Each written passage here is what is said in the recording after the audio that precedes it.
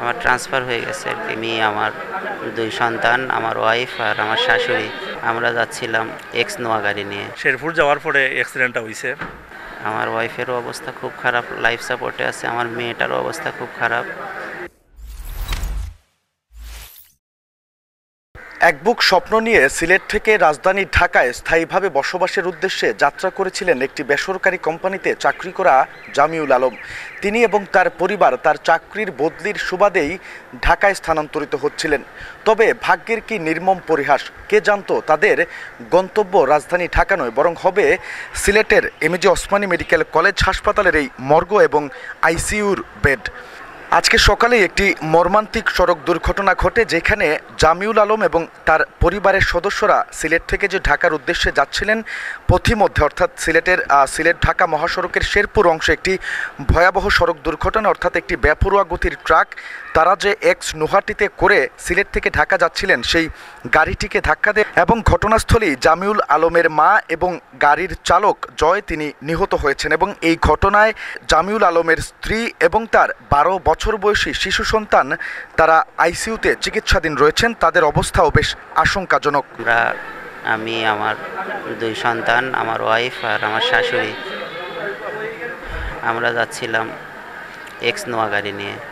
আমাদের গাড়ি যে অবস্থায় ছিল, আমি জ্ঞান ফেরার পরে দেখলাম যে সে তার সাইডেই ছিল, কিন্তু ট্রাকটা এসেই ডান সাইডে মেরে দিয়ে সে আবার বাম দিকে পড়ে গেছে, রাস্তার নিচে পড়ে গেছে। আমার ওয়াইফেরও অবস্থা খুব খারাপ, লাইফ সাপোর্টে আছে। আমার মেয়েটারও অবস্থা খুব খারাপ।